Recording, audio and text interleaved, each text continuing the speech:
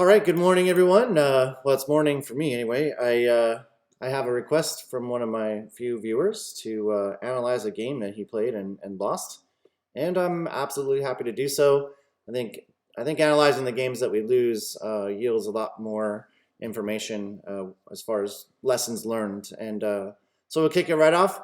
Uh, my friend is playing white and starts with e4. Fantastic move. I don't think I ever play anything different. E4 is the best. B6 is played. Black is planning to fianchetto the bishop, probably. Knight C3 is perfectly fine here. I think my preference, openings are kind of preferential. I think D4 would have been the move I make here, but then bishop to B7. Black's following the plan. And then here, white plays D3. So this is the first point where I would offer there's a slightly better move. I mean, D3 comes with some drawbacks that it kind of locks in the light squared bishop. I mean, maybe the plan could be to fianchetto the bishop on this side, but then you'd be looking at this pawn instead. Either way, the move here should have been D4. And this lets the most pieces out. It's just a strong center. And a little bit later, this move will make even more sense to you. But that's not what's played. D3 is played, and then now black follows that with E6. So black is definitely eyeing the D5 square, right? The queen has it also. So D5 is on the horizon for black. White plays knight F3, which is perfectly fine move, and then black. Well, I guess I thought I was going to play D5. Black decides to throw this bishop out, which it is what it is. White responds to the pin by playing bishop D2. Here, I think there's better places for the bishop to go. I know that this pin's annoying and we don't want to allow this to happen kind of stuff, but in reality, this isn't so bad for white. White ends up with the bishop pair and an extra pawn that's exerting some force in the center. So you can maybe expand in the middle. It's just it's not a bad place for white, especially since it's on the queen side. If it was happening over here, maybe because it's weakening the king side and that's maybe where you want to castle, that sort of idea, but here, this position is just perfectly fine for white. I'm not going to turn on the engine or anything because that kind of goes against kind of the theme of this channel, in that these are just my personal thoughts. I don't want to use the engine so much, but just food for thought. There's more powerful places for the bishop. I think I would have gone E3 here, but all right. D5 is played. Black is again playing according to plan. White plays bishop b2 here. I think the move should be e takes d5. And the reason for this is after black recaptures, you can play d4. This opens up lines for the bishop. It blockades the pawn on d5, which makes black's own... the fianchettoed bishops are supposed to try to enjoy kind of this long diagonal, but for the time being, anyway, black's just looking at his own piece. And what I was mentioning back on move 3, if in this position, if this pawn was already here and d5 was played, you'd have another option to advance. And you'd end up with some locked up pawns in the center, and black's going to have a harder time getting this bishop to be active. So just food for thought. What is played is bishop e2. Like I said, I'm not saying that any of these are a bad move, by the way. Just that they're slightly better. All right, d takes, and then white chooses to recapture with the pawn, which is just fine. And then black plays knight f6, and here I think this is a great move. Is exactly what I would have played. e5, kicking the knight, and black plays knight e4.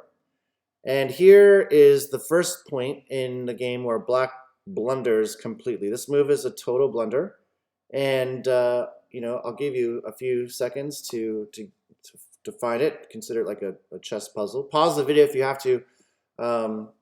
White to move and win a piece. win a piece. And I'll give you a second or two. Pause it if you have to, buddy. But here we go. So the answer is knight takes e4. And here black has two options, really. Let's say the bishop captures, but then bishop takes b4, and well, black's down a piece. The other option here is to take the bishop first, but then we just recapture with the knight that was being attacked, and hey, white's up a piece. All right, so either way it goes, white's up a piece. So where are we? So this is a point where this, yeah, it's unfortunate. White doesn't see the mistake and castles. And then black plays bishop c5. Now this pressure is just kind of annoying, right? And so the move here is most definitely knight takes. Take the knight. We didn't need that pressure, and plus, you know, you kind of want to, especially in the early stages of the game, kind of preserve the bishop pair. I think black should have captured the bishop for sure, but whatever. Where are we? So after the bishop, white throws in bishop b5 check, which is a fine move. Black blocks with the knight to d7, and now here, thank goodness, thank you for taking that knight. It was annoying the heck out of me. And then after the bishop recaptures, we've reached kind of what one might consider like the middle game, and white plays knight to e1. And here, oh goodness, like I don't know really what I mean, maybe we're rerouting the knight to d3. I don't know, but the point is that this move is extremely passive. The knight is basically being undeveloped. It's abandoning the pawn on e5, which there's some pressure here. All black needs to do is castle, and then this pawn is going to be under attack. So in this position, I think there's two moves, that I would suggest that would just be more aggressive. Be aggressive. I think the move I probably would have played is queen to e2. This attacks the bishop. And I think black's best move is probably just to retreat here. And the game continues. And, you know, it is what it is. The other move here, which I think is pretty aggressive, is knight to g5. Bishop has to retreat. And here, you know, I'm pretty sure that I think I would follow this with a kingside attack that just is impressive, I think. I don't know. Because here, you're forcing what you would hope to see is black is going to kind of make some kind of weakening move. And now we can infiltrate. We have the dark squared bishop that can hopefully maneuver in and help out. You know, we got to move the knight and all stuff. But you've created a weakness. And that would have been really, really cool. That's not the best move for black, by the way. Black should play something like queen to e7 here and be kind of just fine. Maybe castle the other way, but these are aggressive moves that are on the board that I think would have been far better. But yeah, so knight e1, and maybe you can leave a comment as to what the thinking was here. But that's what's played. All right, and now black castles, and like I said a moment ago, this now opens up the threat on the pawn on e5. And so there's a bunch of different moves. I think maybe later, maybe I see, I've already kind of looked ahead. I can maybe see what I hope you think is going to happen is the knight and bishop will be in alignment and queen here, because I think that might be the case, but fingers crossed. But anyway, c4 is played. I don't think this is the greatest move in this position. But I mean, it's not like a bad move. I think there's just better. We can defend this this bishop. We can be aggressive with the queen and attack the bishop. When the bishop moves, the queen will be defending it like this, right? There's one way to defend it. Here, when the bishop retreats or whatever, we're defending again, and maybe in the future we come here or move the knight back, whatever it is. This might be good, and that's what I'm saying. Maybe this was White's plan. I'm not sure. So anyway, after the knight captures, so remember White just played c4, then knight takes e5, and queen e2. So maybe this was the idea of not defending the pawn. I want to hope that that's the case, but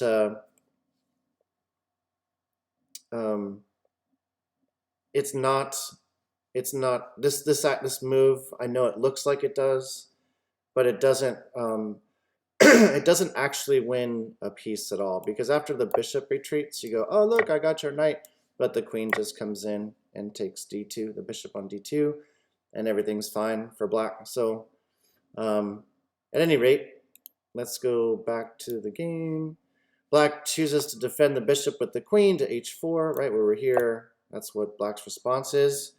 And this move is, it's whatever. So white plays g3.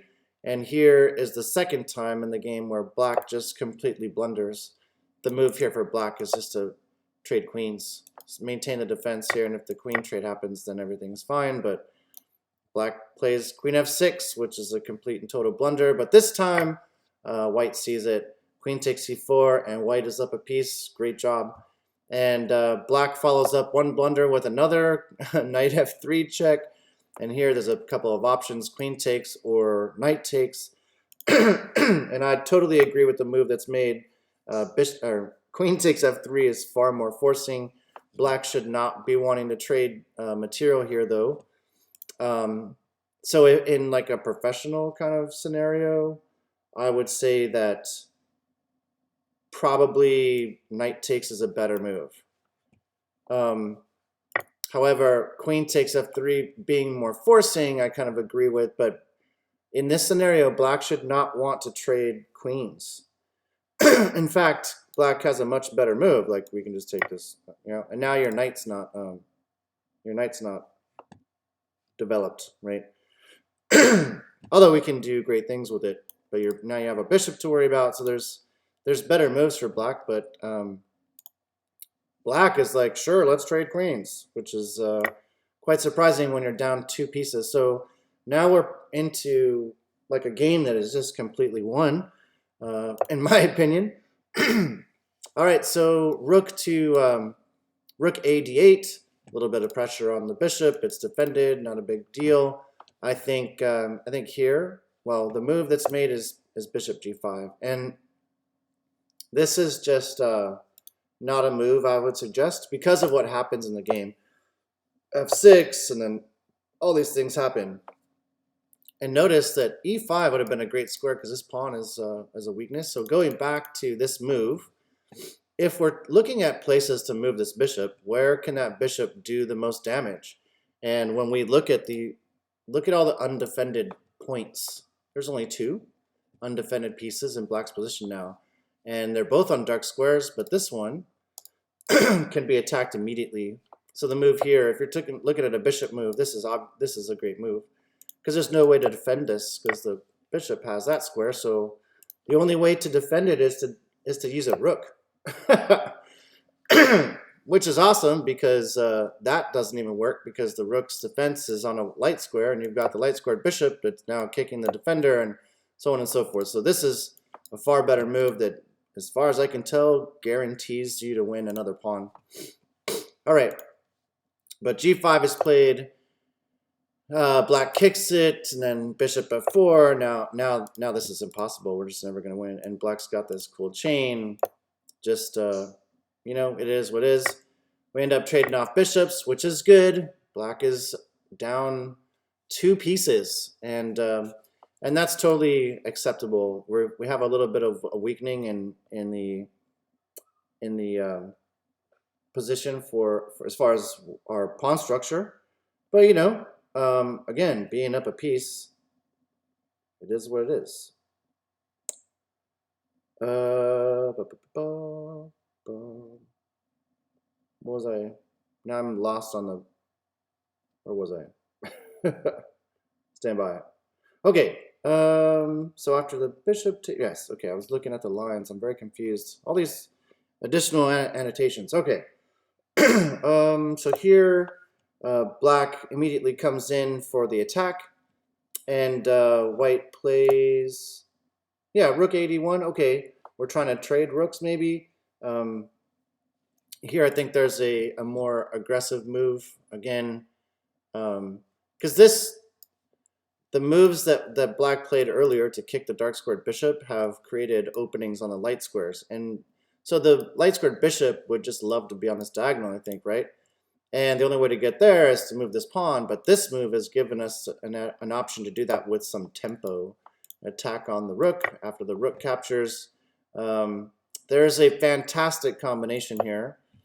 So after the bishop check and king h8, this will be another kind of puzzle. It might be slightly more advanced. It's more sneaky, if you will. But there is a really awesome move here, in my opinion. And I'll pause the video if you want. But it has to do with the, I don't know, it's almost like a discovered pin. I don't know. Just note, I guess the only hint I'll give you is that we just pulled the king away from the defense of the rook. The rook is undefended, right? And so here I'll just knight to g5. I think it's just an amazing, awesome move.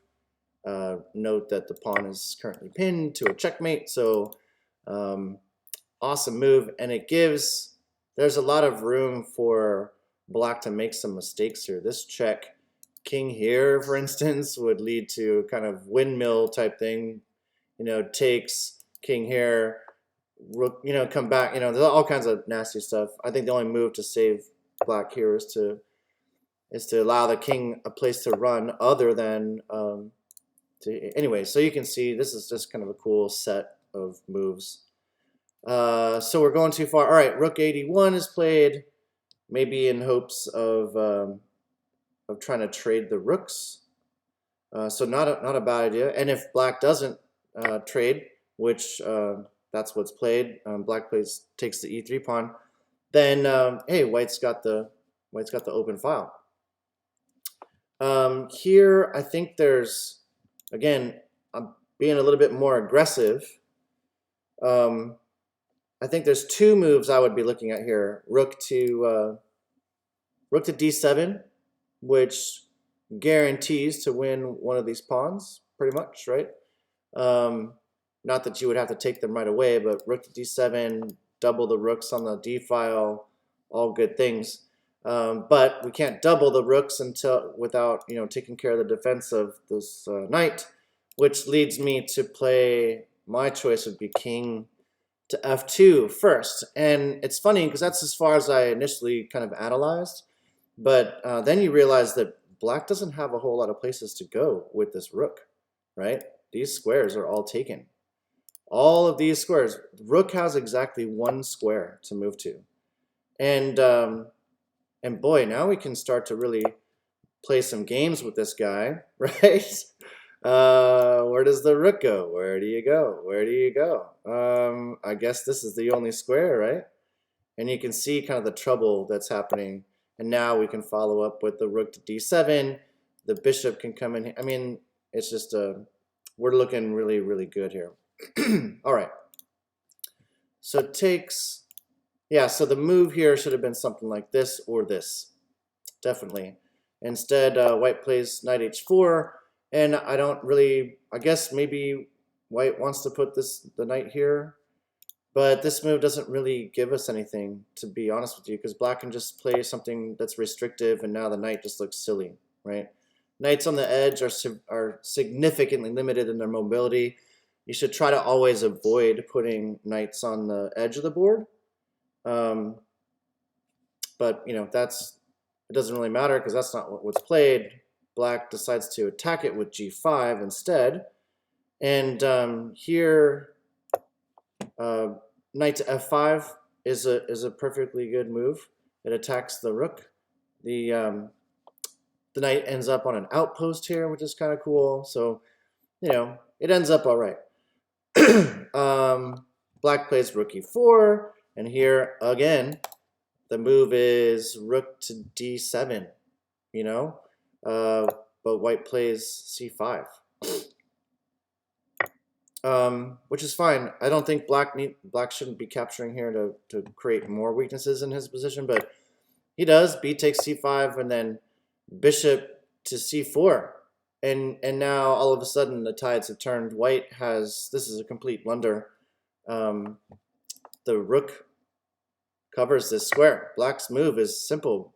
Rook takes c4, but anyway, black doesn't play that. Black moves the king. And here, thankfully, white sees it maybe that that the bishop was hanging. However, in this position, I personally think that the b3 is a far better move. So going back here, yeah, rook here, yeah, takes. Okay, I'm just making sure we're on the same page here. Okay, after the, yeah, okay. All these little sidelines and stuff. Okay, so bishop here again.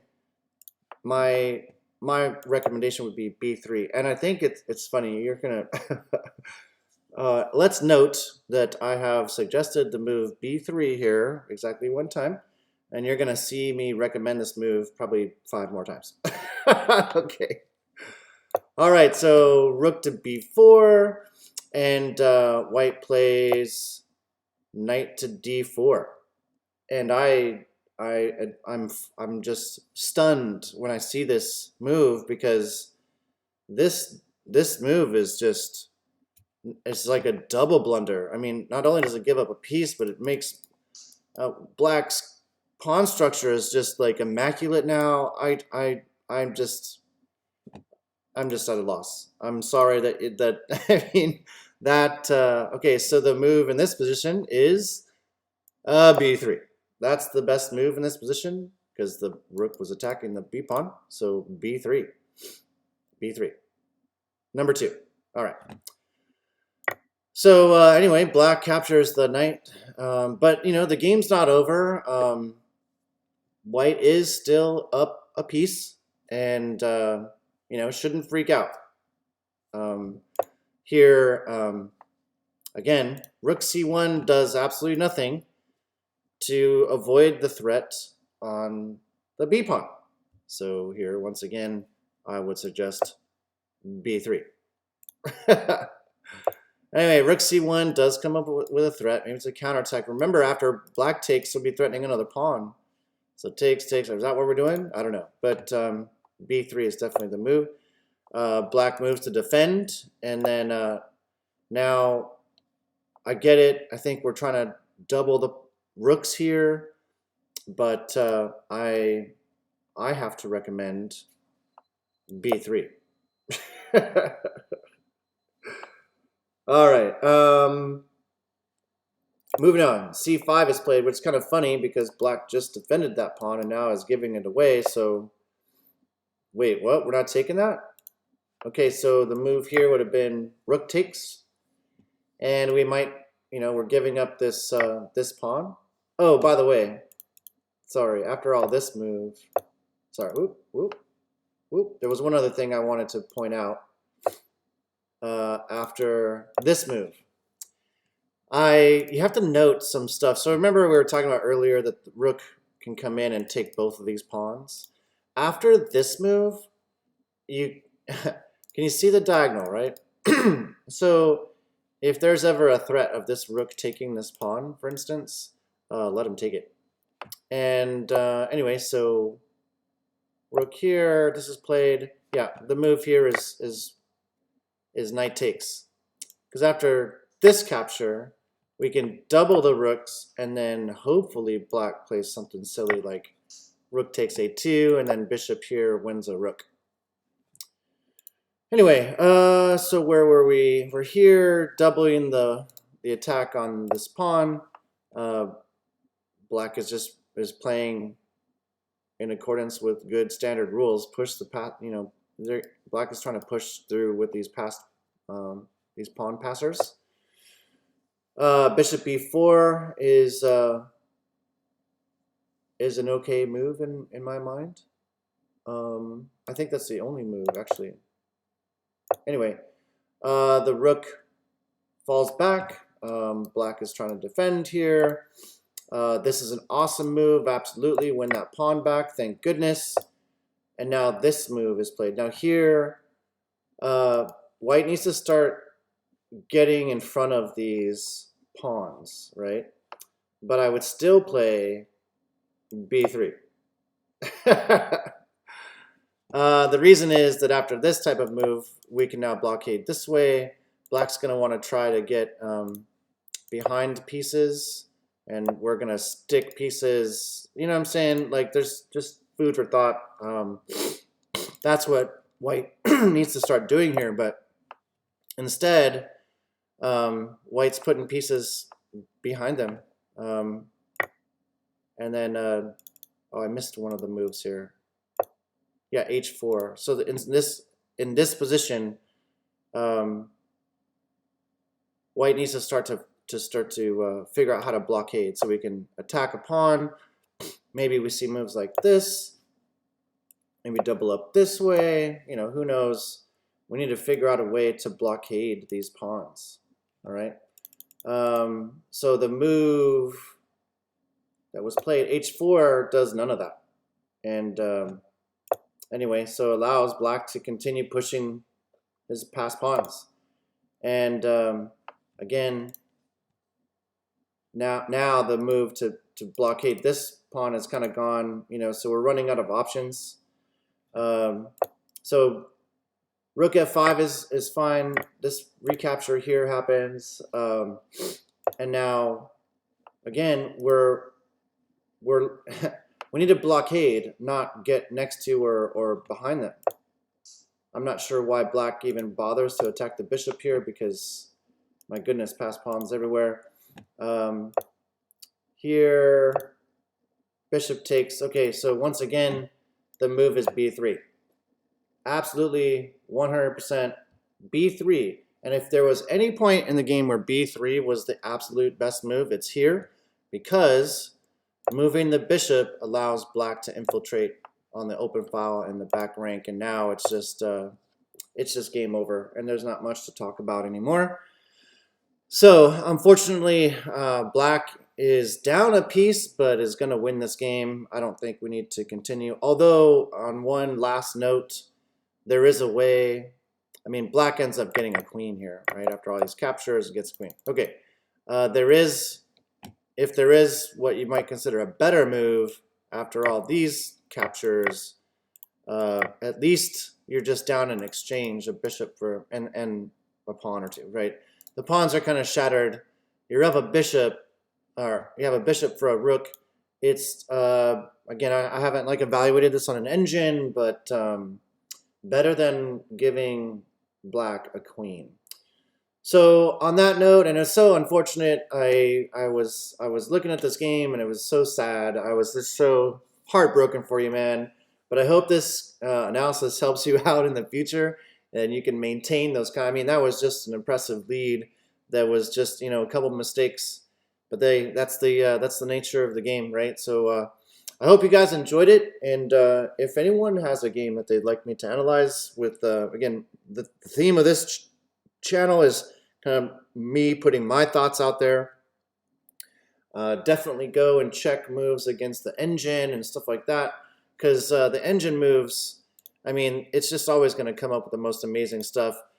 I don't like it personally too much out for this theme, because it's going to come up with moves that I don't even understand, right? Like, I don't even know. So, on that note, I hit that like button if you like the content. Hit a comment if you think you have a better move that I saw, and by all means, subscribe and follow me. Be happy to join you to the list of my esteemed viewers. And on that note, I bid you all a good day. You guys take care.